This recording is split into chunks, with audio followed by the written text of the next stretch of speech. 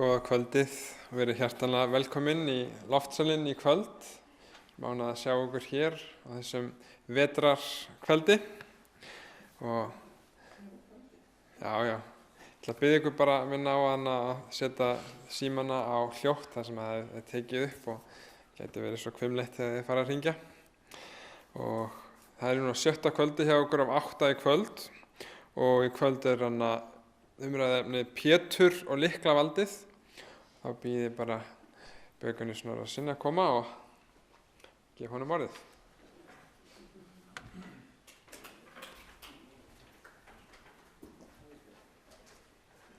Góða kvöldið og verið öll hjartanlega velkomin. Ég reiknaði nú ekki með því að fólk legði í göturnar í kvöld. En af því að ég hef stundum verið að nota hugtakið heiðingi, að það langar mig til þess að nota nokkur orð svona í upphafi fyrir utan efnið Lykla-Pétur og segja ykkur hvernig Guð lítur á heiðingjan, svokallaða. Og þannig er nú málum með vexti að Guð einn veit hverjir eru hans svokölluðu börn. Það er ekki okkur mönnunum gefið að greina þar á milli sem betur fer. Því að nóg er af vitleysunni sem veltur stundum upp úr okkur mönnunum að við förum nú ekki að ákveða hverjir farið til himnaríkis og hverjir farið eitthvað annað. En hér er mjög fallegur texti í öðrum kafla Rómverjabréfs. Og í fyrri hlutanum af þessum kafla er Páll búinn að taka svolítið í gyðingana sem að gátu verið svolítið hrokafullir og áliti sjálfa sig miklu betri en alla aðra sem á jörðinni bjuggu. Og í þessu samhengi þá kemur Páll með þessa yfirlýsingu að til eru heiðingjar sem ekki hafa lögmál, það er að segja sem þekkja ekki hið skriflega lögmál Gamla testamentisins. En þeir gjöra engu að síður samkvæmt eðlisboði þeirra sjálfra þar sem lögmáli fer fram á. Þá er þeir, þótt þeir hafi ekki neitt lögmál, þá eru þeir sjálfum sér lögmál. Það er að segja, þeir þekkja það sem Biblían kallar lögmál kærleikans. Að elska náungan eins og sig sjálfan og veita náunganum alla þá þjónustu sem hægt er að veita þeim til aðstoðar. Og í 15. versi segir svo: þeir sýna að krafa lögmálsins kærleika til náungans, ég bætti því inni, er rituð í hjörtum þeirra. Með því að samviska þeirra ber þessu vitni og hugrenninga þeirra sem ýmist ásaka þá eða afsaka. Og svo kemur hérna 16. versið: það verður á þeim degi er Guð samkvæmt fagnaðarerindi mínu ég fékk fyrir Jesú Krist dæmir hið dulda hjá mönnunum. Og ég hefði nú getað tekið með texta frá Sakaría þar sem að hann segir að á hinum efsta degi þegar að Guðs börn eru komið til himins þá munu margir svokallaðir heiðingjar spyrja Jesú að því hvers vegna hann sé með þessi ör í lófunum og í síðu sinni vegna þess að þeir hafa aldrei heyrt neitt hann, aldrei. En engu að síður er himinninn þeirra. Og það sem Páll er í raun og veru að segja við gyðinginn í öðrum kafla Rómverjabréfs, þið hafið alla þá þekkingu Guð sem er nauðsynleg til þess að frelsast.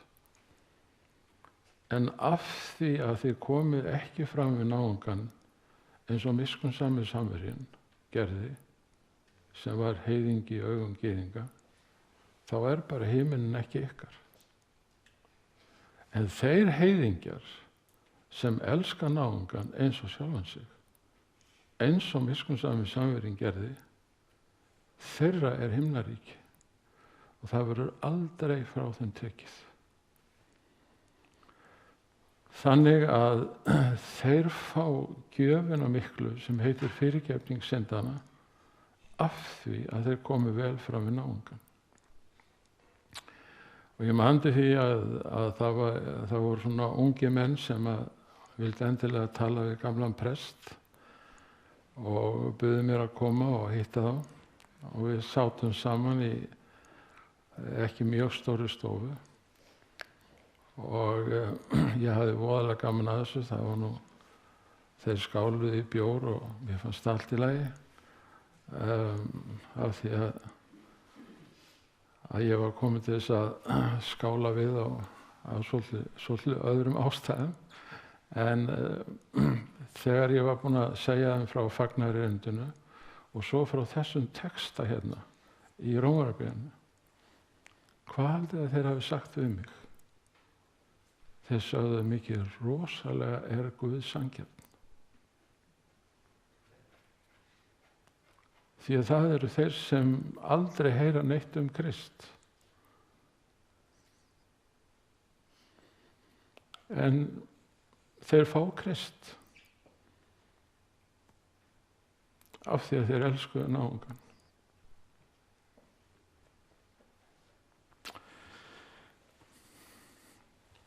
Mér langaði til að hafa þetta með af því að ég hef svona verið að tala hina kristnu og svo heiðingjana og mér langaði til þess að fá að skjóta þessu hérna inn í til þess að við fengjum nógu rétta mynd af Guði og þessum svokalluðum heiðingjum. En við ætlum að fjalla í kvöld þetta svokallaða lyklavald sem að sumir telja sig hafa í merkingunni að geta opnað himnaríki fyrir öðrum eða lokað himnaríki fyrir öðrum. Og hér það að Jóhannes skírari segir Jesú þegar hann sér hann koma til sín til þess að taka skírn: sjá Guðs lamb sem ber synd heimsins. Og af því að Jesús bar synd heimsins, þar að segja tók á sig sekt okkar mannanna og borgaði hana fullu, þá aflaði hann sér fullkominna réttinda til þess að fyrirgefa syndir. Og ég hef stundum leyft mér að bera þetta saman við það að skulda eitthvað í banka og eiga ekki fyrir því. Ef einhver kemur og borgar skuldina fyrir mig að fullu, þá skulda ég ekki lengur bankana neitt. Og sá sem borgaði fyrir mig, hann hafði heimild til að segja við mig: nú mátt þú fara heim til þín skuldlaus, af því að ég uppfyllti allar kröfur bankans varðandi þinn reikning. Þetta fyrirgefning syndanna, sem segja það á mjög einfaldan hátt. Og þess vegna hefur engin réttindi til fyrirgefninga synda nema Jesús, af því að hann borgaði. Og hér það að Jesús kemur með mjög sterka yfirlýsingu þegar hann að hjálpa lamaða manninum við laugina. Og farisæðnir þarna eina ferðina enn til þess að fylgjast með honum og ávíta hann. Og þá það Jesús segir: en til þess að þér vitið að mannssonurinn hefur vald á jörðu að fyrirgefa syndir, þá segi ég þér, lamaði maður, statt upp, tak rekkju þína og far heim til þín. Og þetta vald hefur Kristur einn og engin annar. En það eru þeir sem að telja sig hafa þetta vald og hafa heimild til að úthluta fyrirgefningu syndana án þess að segja í Jesú nafni. En við ætlum aðeins að kíkja á það. Páll apóstoli segir við okkur að innan hinnar kristnu kirkju því miður þá muni koma svokallað fráhvarf. Og þetta fráhvarf setur sig á móti Guði og rís gegn öllu því sem kallast Guð eða helgudómur. Hann sest í musteri Guðs sem að úthlutar fyrirgefningu syndana, musteri Guðs, það sem að Jesús og gerir sjálfan sig að Guði. Því að lögleysið þegar farið að starfa innan kristinna kirkju, segir Páll þegar hann skrifar þetta bréf. En það í leyndum, við sjáum það ekki. Við getum ekki þreifað á því. En þegar að Jóhannes skrifar sín bréf, eigum að segja 30-40 árum seinna, þá segir hann berum orðum og hann notar fleirtölu. Antikristar eru farnir að starfa innan kristinna kirkju til þess að eyðileggja Guðspjallið Jesú Krist. Og það svolítið sorglegt þess að vita að þetta skyldi þegar vera komið af stað á tímum Páls. En hér eru ritningavers sem að þessi mikli ágreiningur hvort að það sé Kristur sem að sé sá sem fer með lyklavaldið eða hvort að það sé Pétur apóstoli. Símon Pétur svarar Kristi varðandi það hver Kristur sé og segir: Þú ert Kristur, sonur hins lifanda Guðs.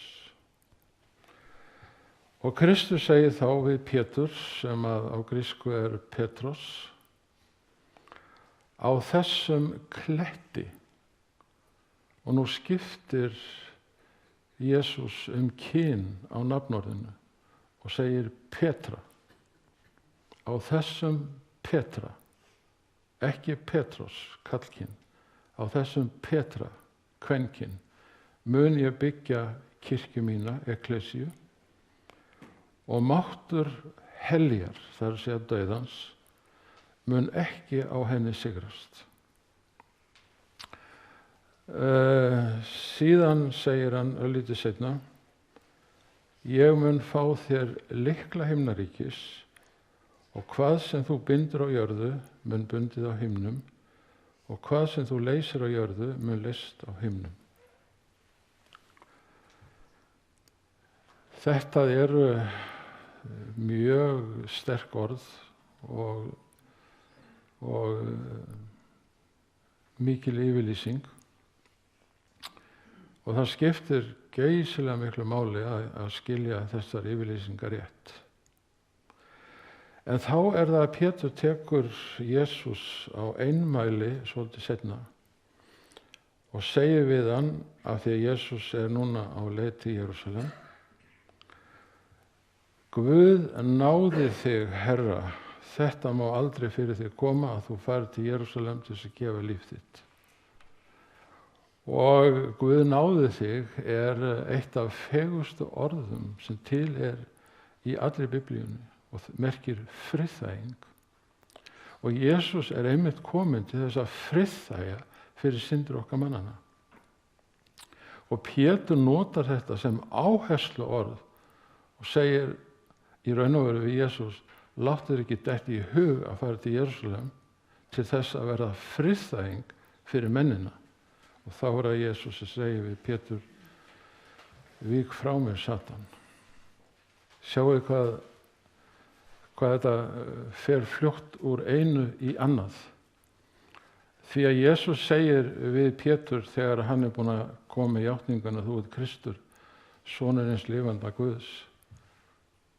Þetta segir þú ekki að sjálfum þig, Pétur. Þetta er eitthvað sem heilagur andi hefur opinberað fyrir þér.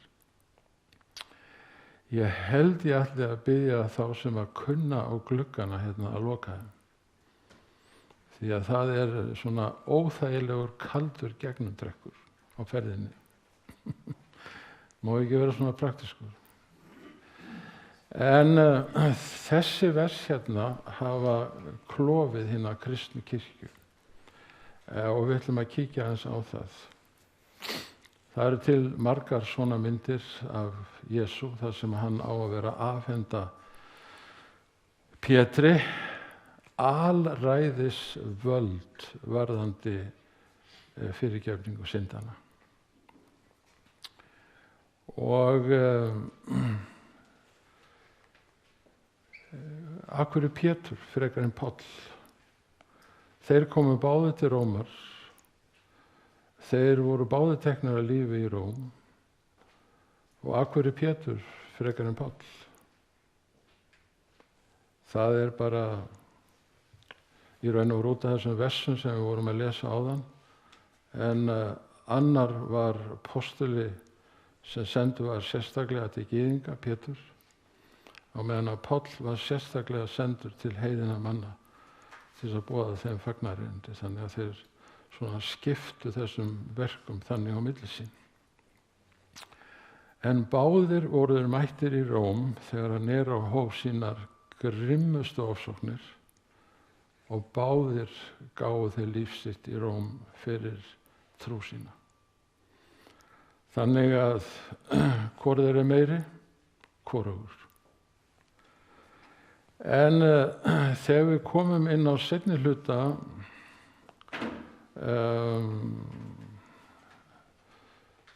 annarar aldar, þriðju aldar, að þá er farið af stað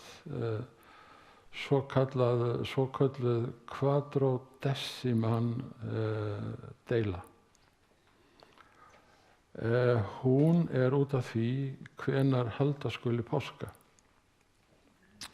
Kvadró þýðir bara 4 og desi þýðir 10. Þannig að þetta það verið að deila hvort að eigi að halda páska 14. dag Nísan mánaðar eða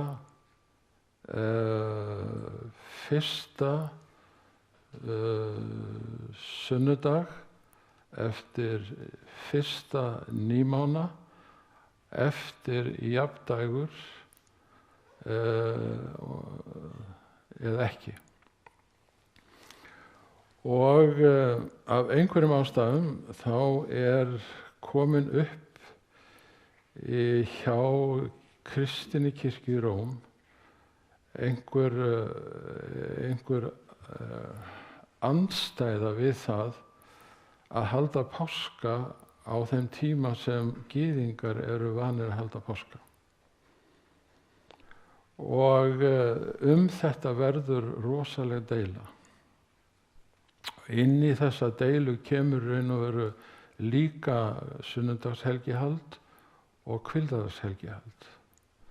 Og þessi Viktor sem er kallaður páfi, en er nú reyndar ekki orðinn þar sem við síðar meir köllum páfa, en er biskup Rómar, hann er svo reiður út í þá sem í Austurkirkjunni, það er að segja í Litlu Asíu, halda páska eins og á sama tíma gyðingar, að hann vill reka alla þá úr kristnum samfélagi sem ekki halda páska eins og páfinn eða biskupinn í Róm vill. Og hér er komin svona örlítill vísir að þessari drottnunarsýki sem að smá saman eykst og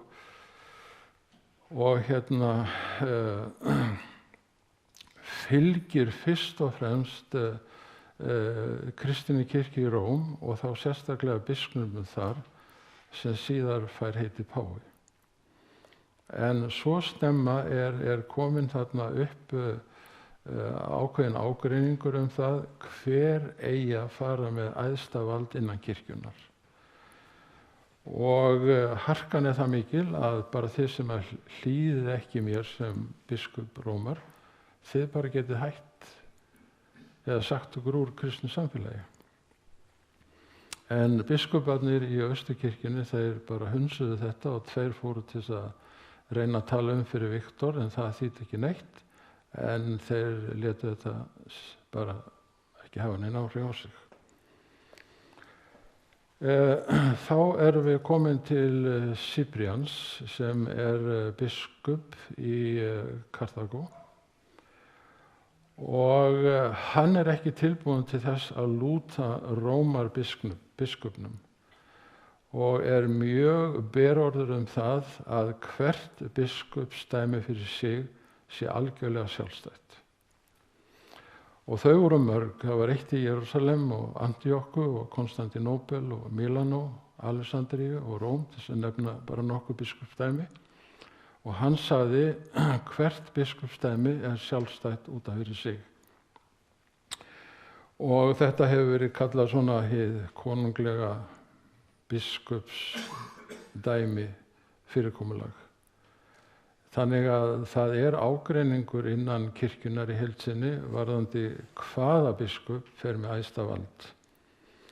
En þá hérna kirkjuþing í Sardika í Búlgaríu, það sem heitir Sofía í dag, og þar einhvern veginn tekst Rómarbiskupnum að koma því til leiðar að menn skuli, þar að segja sem tilheyra öðrum biskupsdæmum, skjóta máli sín til biskupsins í Róm og að hann megi hafa loka orð varðandi hvaða ágreining sem Hér ennþá völd að færast smám saman til Rómarbiskupsins.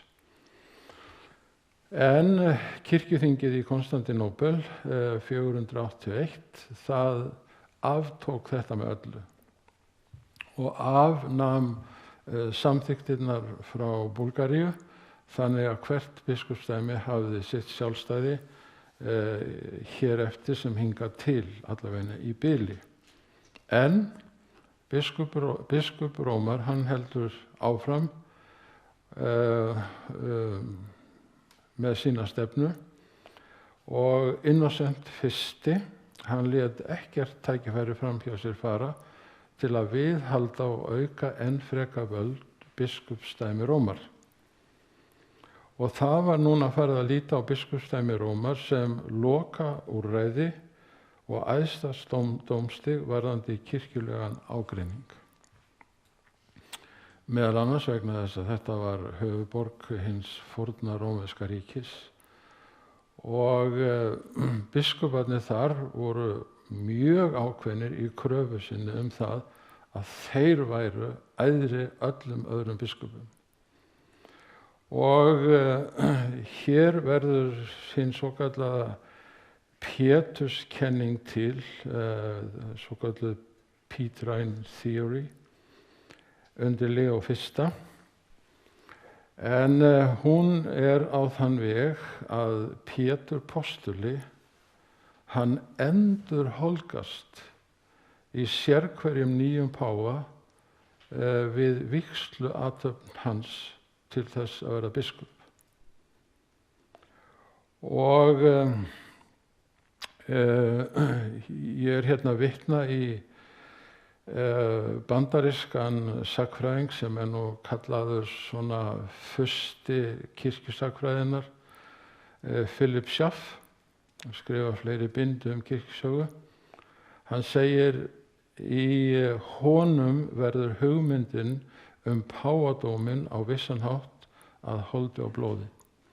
Það að segja, núna biskup Rómar búinn að setja sig á það háan hest að hann orðinn holdgervingur Péturs postula og í nafni Péturs fer hann með svona nokkurs konar alræðisvald yfir hérna öðrum biskupum. Og þessir tveir biskupar, Innocent og Leo, þeir eru svona taldir með stærstu páfum sem uppi hafa verið. Svo fær Rómabiskup allt í einu gríðarlega aðstoð frá Justínianusi keisara. En honum dettur í hug að safna öllum rómverskum lögum í eina stóra bók. Það út af fyrir sig var mjög merkilegt og þetta verður grundvöllur réttarkerfis Evrópu ókomin ár. En það sem að kemur kannski svolítið óvart er það, og þó ekki, því að hann hafði það mikið álit á Rómabiskupnum, að hann lætur hinn kirkjulegu lög ná sama valdi yfir borgaranum eins og hinn borgarlegu lög.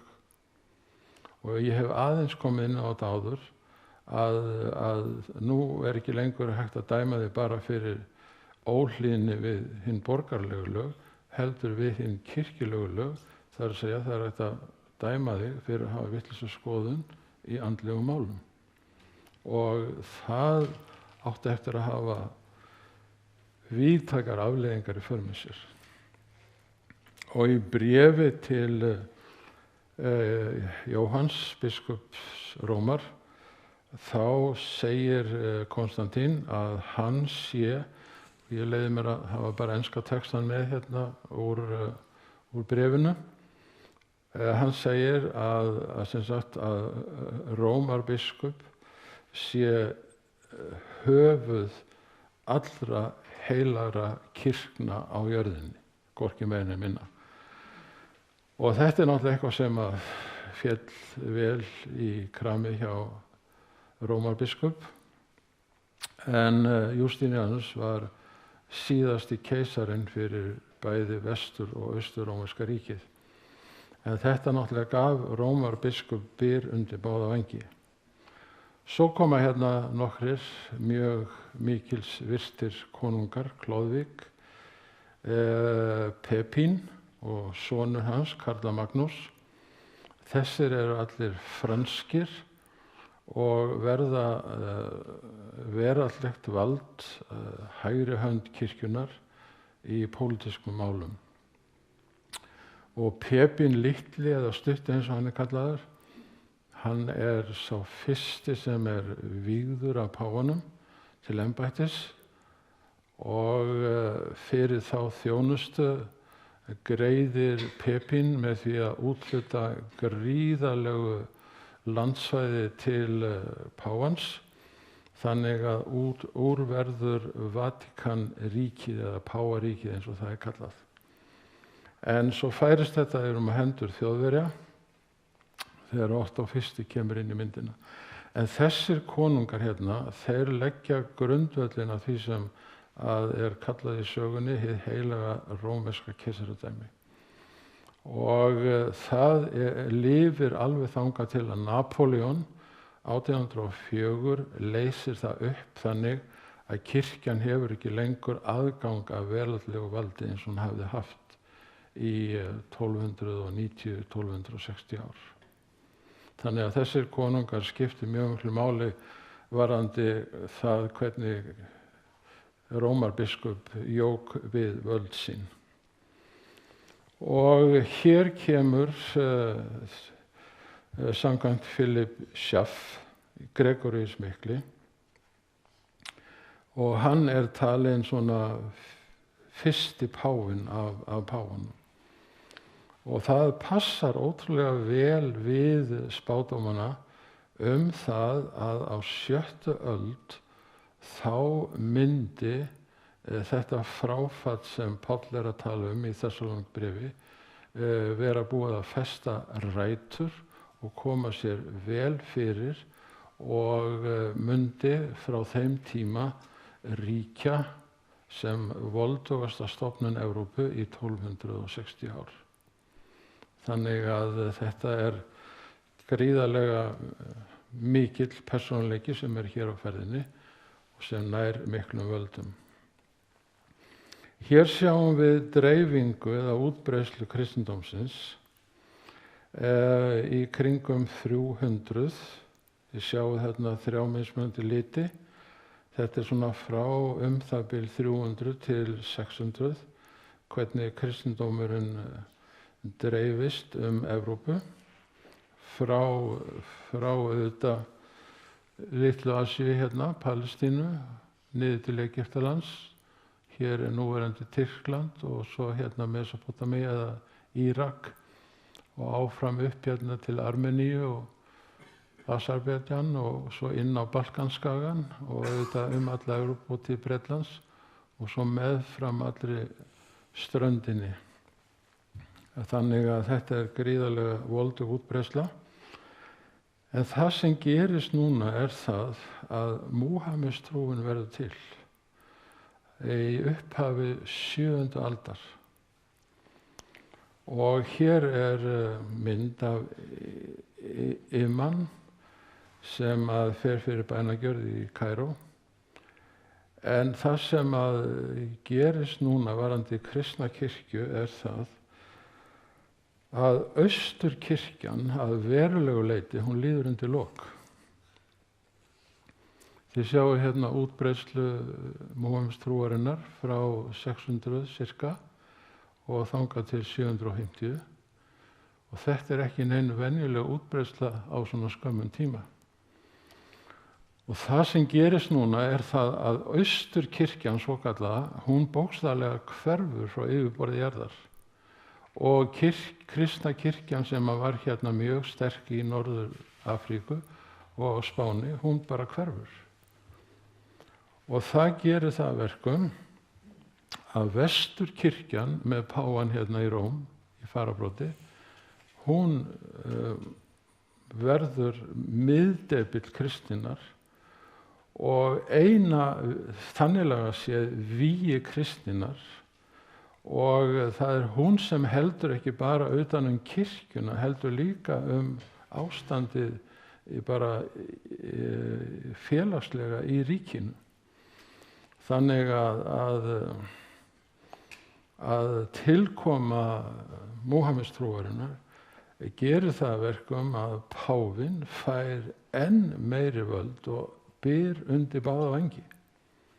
Og verður að þessari voldugu stofnun allar miðaldir í raun og veru. Og það mjög sorglegt til þess að vita að Austurkirkjan bókstaflega tala, hún líður undir lok. Og það eru einstaklingar hér og þar eftir en að öðru leyti þau bara ekki til.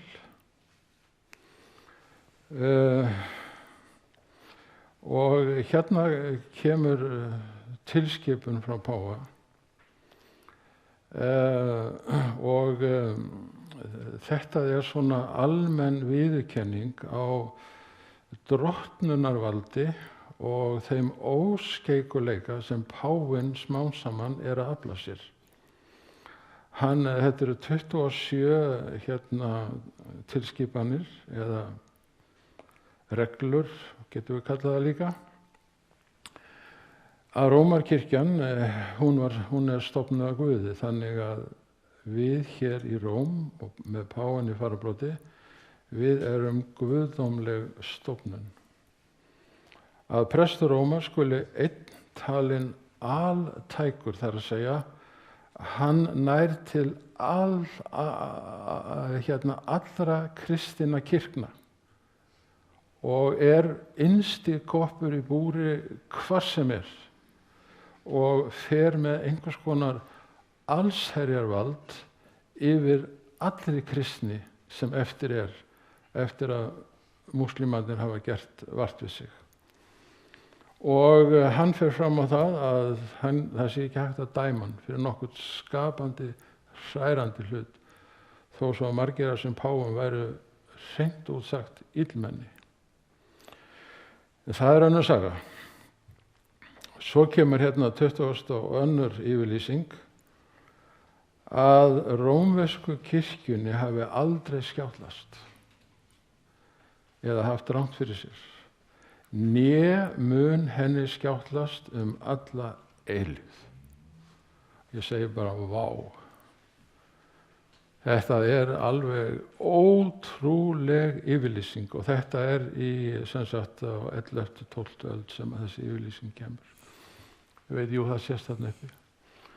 En við erum alltaf að færa okkur skrefinu nær því að páfinn fer með síðasta orð varðandi bara lífið á jörðu og hinum megin. Og þá höldum við áfram aðeins ferðinni og hér koma opinber fyrirmæli frá páfa sem oft kallað bara svona bull. Hans við bætum nokkur amerísku við það.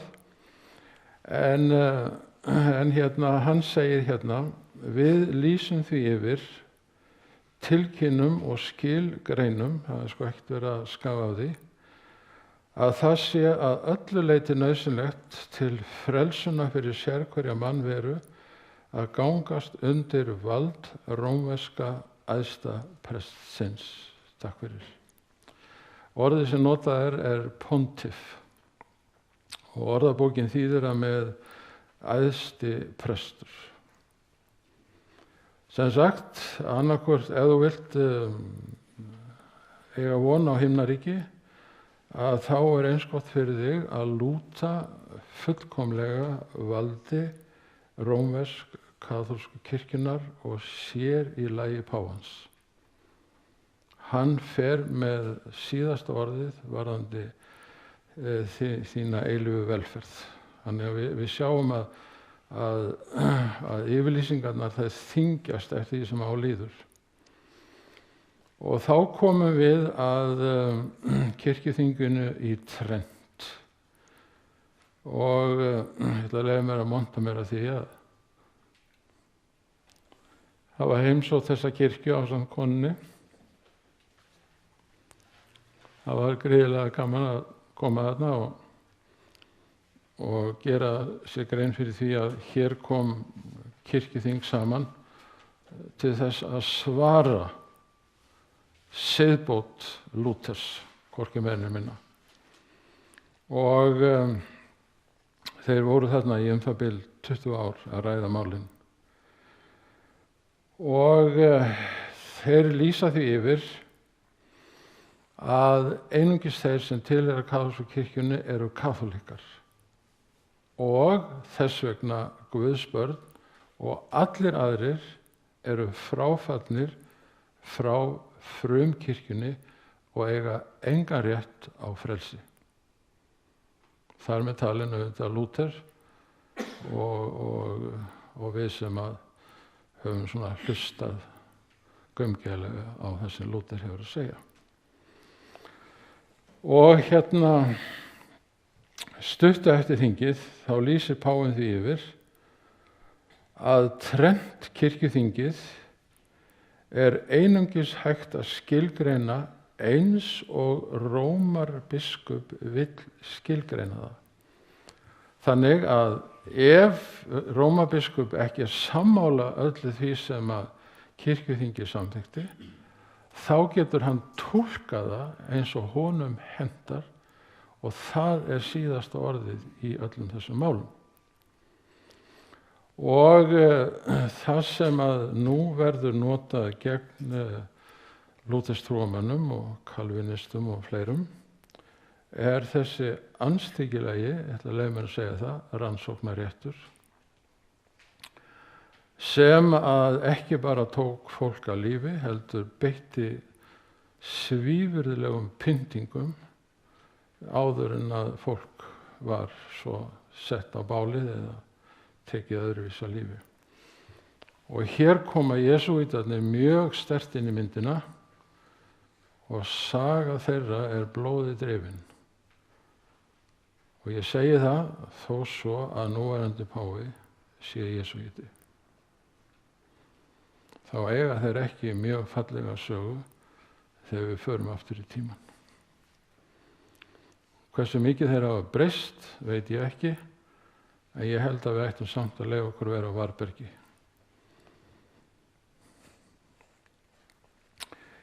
Þá komum við að stóri stundinni. Vatíkanþing númer 1, 1870. Þar samþykkt að páfinn sé óskeikull.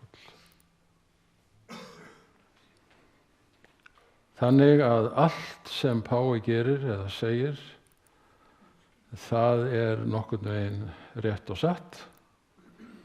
Hann segir sjálfur að hann leiti ráðgjafa hjá kardinölum sínum áður en hann tekur endanlegar ákvarðanir. Það kann vel að vera, ég þekki ekki innviði kirkjuna það vel að ég geti úttalað mig það. En engu að síður loksins komið í höfn krafa Viktors biskups það að Rómarbiskupi skuli hlýtt í einu og öllu, hvort sem það varðar páskahald eða eitthvað annað. Það tók langan tíma að komast upp á tindinn, en þetta hefur alltaf verið svona eins og maður segir á leiðinni. Og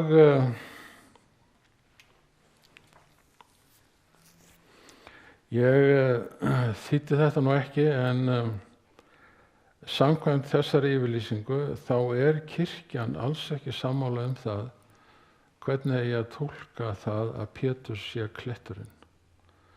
Á þessu þingi þá það 17 sem að héldu því fram að Pétur væri kletturinn, 16 að kletturinn væri Kristur, 8 að það væru eftir menn postulana, 44 sögðu að þetta væri trú Péturs sem væri kletturinn, og hinir sem eftir voru þeir héldu fram að kletturinn væru allir hinir trúuðu. Samt sem áður, þrátt fyrir þetta ósamkomulag, þá heldur kirkjan fram að Pétur sé kletturinn, kirkjan byggð á Pétri og þess vegna skjáttlast ekki kirkjunni neitt í neinu og þess vegna hún óskeikul og þess vegna fer hún með allt lyklavald sem að ákveður hverjir fara hvert. Hér kveðja frá Leó 8. Og taktu eftir dagsetningunni, hann páfi frá 1878 til 1903, þannig að þetta ekki aftur í fornöld.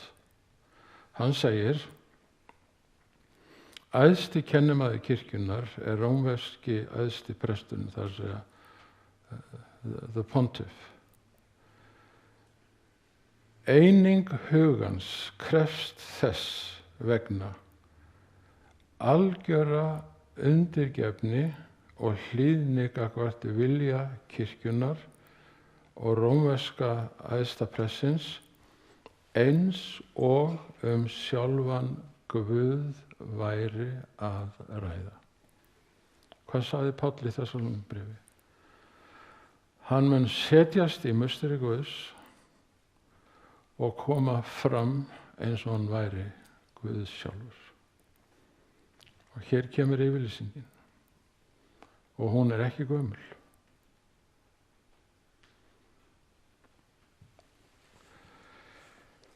Hann segir líka: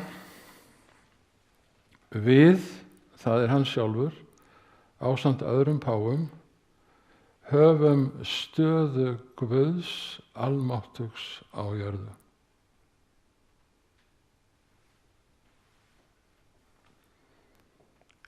Þetta alveg ótrúlegar yfirlýsingar.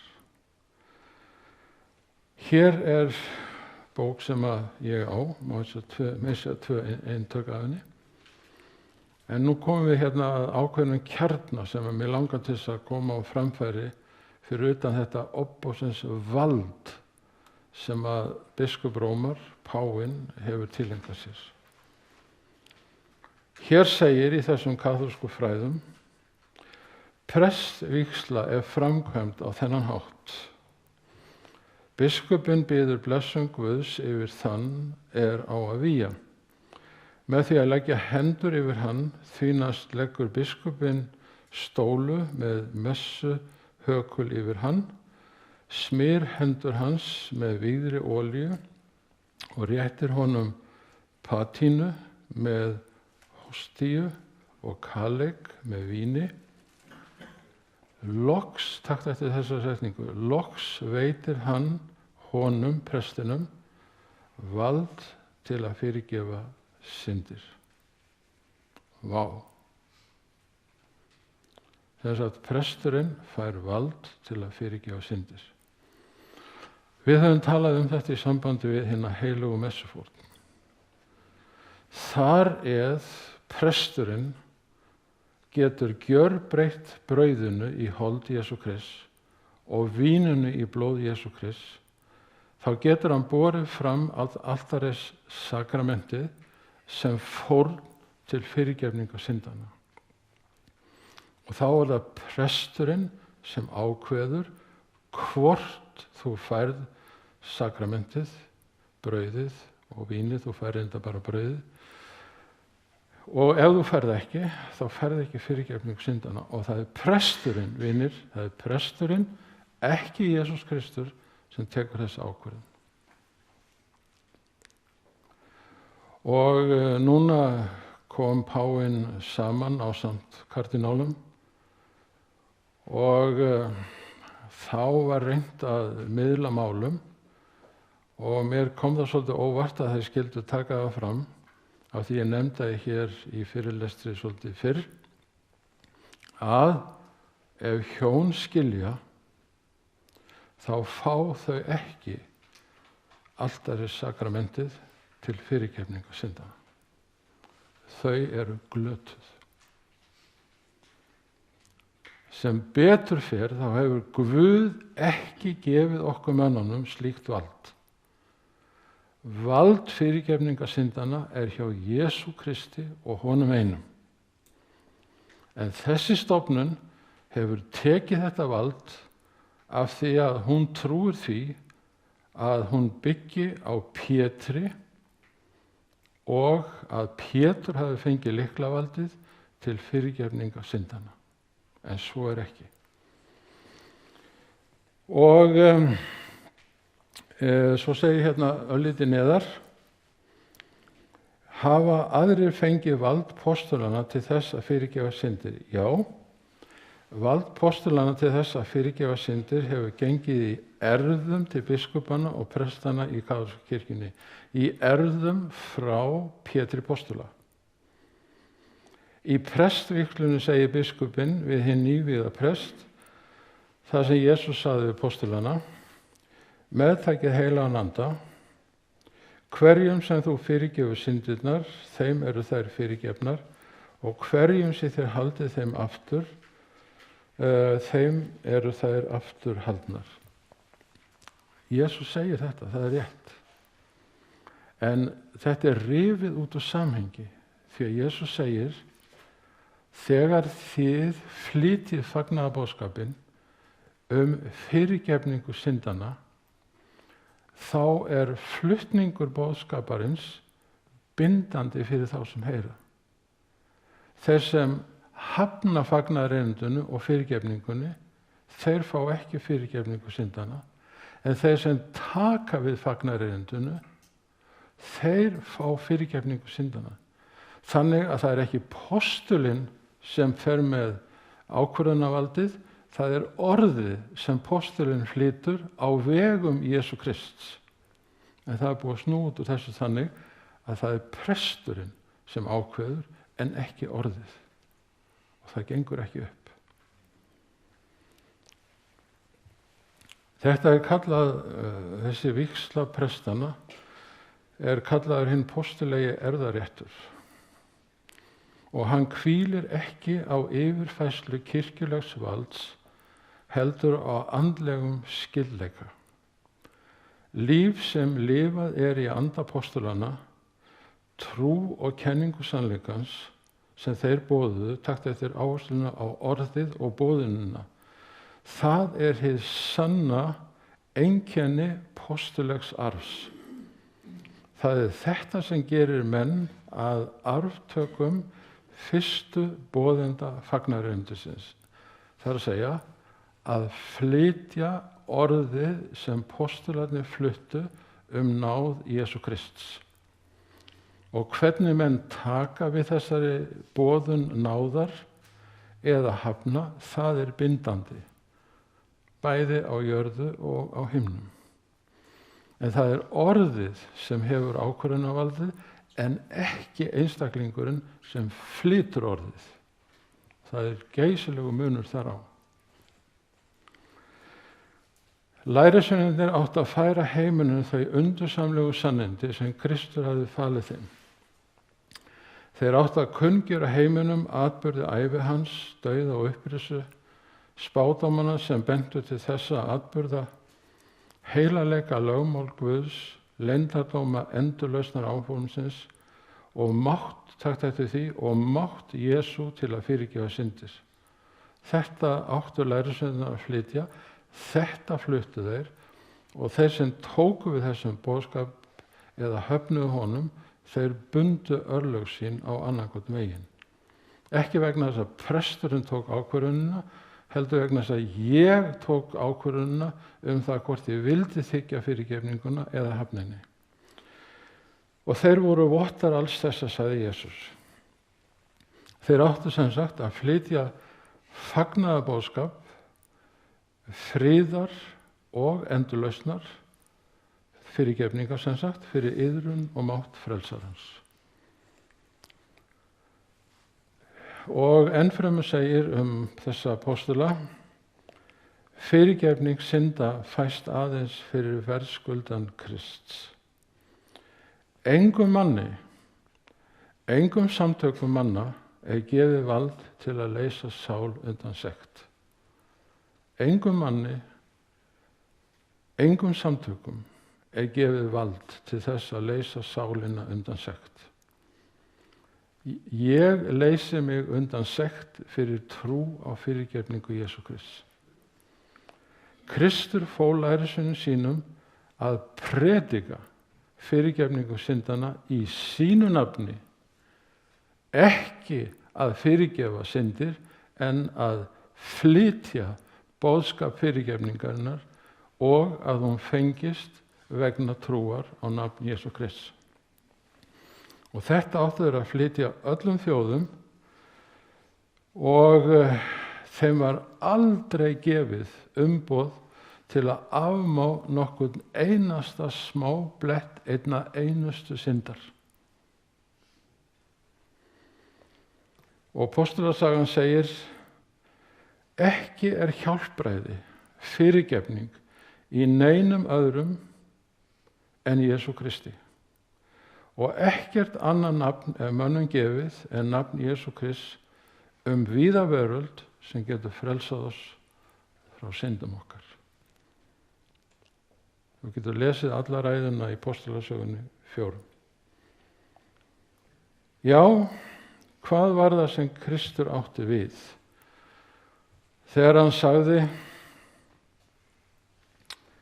þú ert Pétur, á þessum kletti mun ég byggja kirkju mína og ég mun fá þér lykla himnaríkis.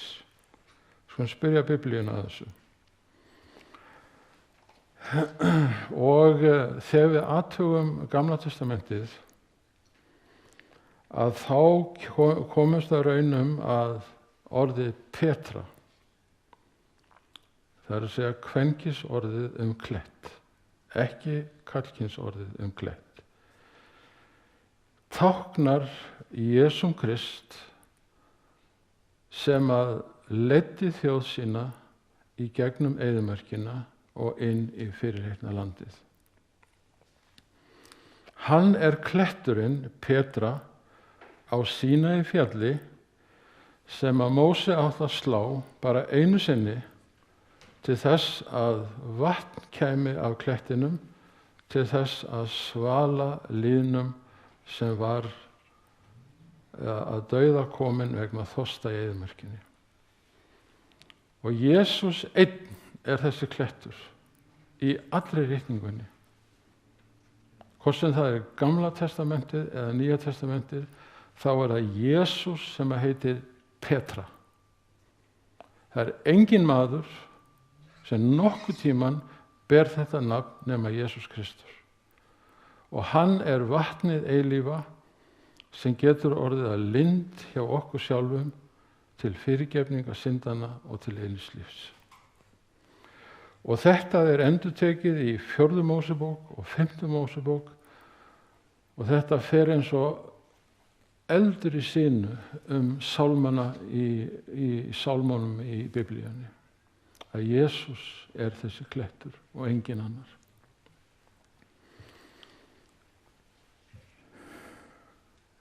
Hér segir Páll alveg afdráttarlaust hver þessi Petra sé. Og það er svo gaman hvað Páll er alltaf afdráttarlaus og skýrmæltur. Ég vil ekki bræður að yður skuli vera ókunnugt það að feður voru allir undir skýinu og fóru allir yfir hafið, það er að segja Rauðahafið. Allir voru þeir skírðir til Móse í skýinu og hafinu og allir neittuð hinnar sömu andlegu fæðu og allir drukku af hinum sama andlega drykk. Þeir drukku af hinum andlega kletti, Petra, sem fylgdi þeim. Og svo segir Páll afdráttarlaust, Petra, kletturinn, er Kristur, var Kristur. Þannig hér eru tekin af öll tvímæli hvað Jesús átti við þegar hann sagði Petros, á þessum Petra sem er ég sjálfur mun ég byggja kirkju mína. Það er ekki hægt að rökræða þetta neitt frekar. Hér er komin endanleg og afdráttarlaus yfirlýsing það að þessi klettur sem að kristin kirkja er byggð á er Jesús sjálfur. Og ekki páfi kaþólsku kirkjunnar. Hér er það að Jesús segir við Jóhannes, þegar Jóhannes fær opinberun framtíðina í 18. versi,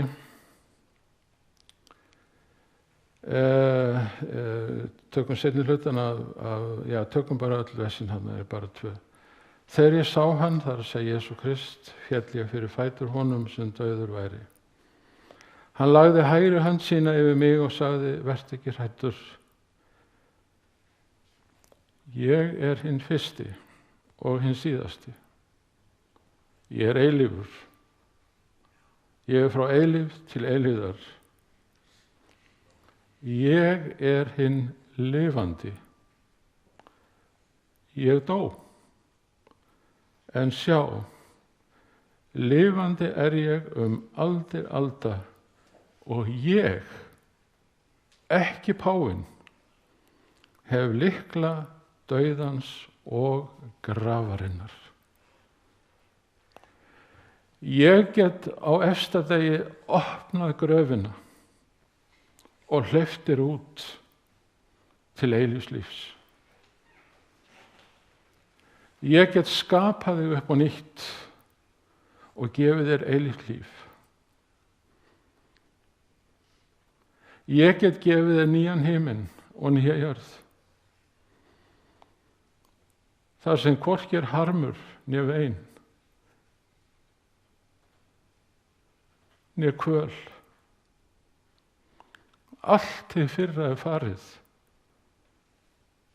Sjá, ég ger alla hluti nýja.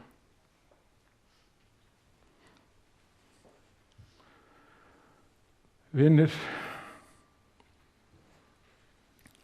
að nokkur skuli voga sér að hirða þetta vald af Jesú Kristi, fyrirgefningu syndana og upprisuna frá dauðum. hvað eru við mennirnir að hugsa? Höldum við virkilega að ég sem maður, hugsanlega vígður kaþólskur prestur, geti gengið út í kirkjugarð og lokið upp gröfin og sagt: Jón Jónsson, rís upp til eilífs lífs. Hvílík firra. En Jesús segir: ég get þetta og ég hef vald til þess að gera þetta. Já, sem betur fyrr. Hér segir Matteus og Markus og Lúkas og Póstulasagan að Jesús einn er hyrningasteinn. Hann er hornsteinn sem hin kristna kirkja hvílir á.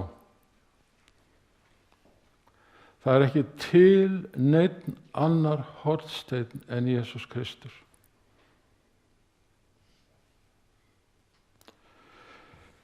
Og í Péturs bréfi, maður skildi nú ætla að Pétur svona í andartaki sjálfsánægjunnar myndi hafa sagt til sjálfan sig: það er sko ég sem er hornsteinninn, það er ekki þessi Kristur. Nei, hann segir þvert á móti. Því að svo stendur í ritningunni í sálmunum: sjá, ég set hornstein í Síón, valinn og dýrmætan. Sá sem trúir á hann mun alls eigi verða til skammar. Yður sem trúið er hann dýrmætur. Hinum vantrúið er steinninn sem smiðirnir höfnuðu orðin að hyrningasteini. Þetta er í raun og veru sótt í undirbúning Davíðs að smíði musterisins. Hann safnaði öllu efninu og það var verið að leita að hyrningasteini sem gæti, eins og sagt er, borið uppi þunga musterisins. Og smiðirnir fundu engan stein. Svo ráku þeir augun í einhvern óásjálegan stein og þegar þeir athuguðu hann nánar, þá komast þeir raunum að þessi steinn sem að smiðirnir höfðu hafnað, hann var hinn eini rétti og svo allra besti. Og þessi reynsla er heimfarið upp á Krist. Við erum átum hans einskis. Maður, harmkvæla maður, fyrirlitinn af flestum, krossfestur. Hver er hann svo sem? Einskisvirði. Jú, hann var einmitt hornsteinn kristinna kirkju. Og þegar að kristin kirkja byggði á þessum steini, þá vegnaði kirkjunni vel.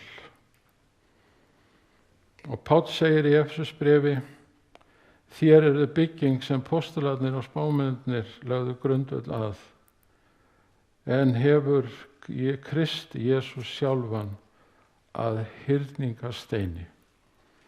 Í honum er öll byggingin, öll hinn kristna kirkja samtengd og vex svo að hún verður heilagt musteri í Drottni.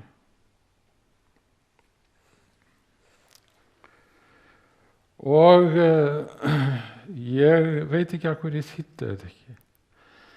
En þetta er lúterska skilningin á orðinu Petra.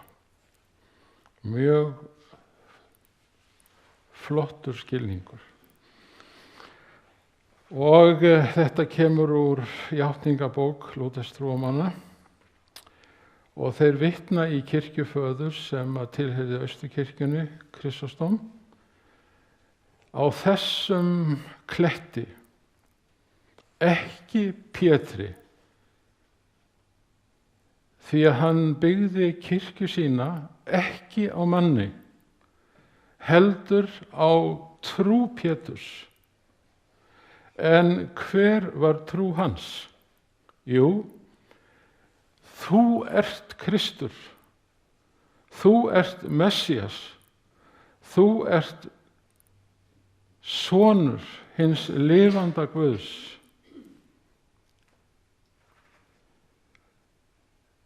Faðirinn opinberaði Pétri það sem hann átti að segja, nefnilega þú ert sonur hins lifanda Guðs. Þess vegna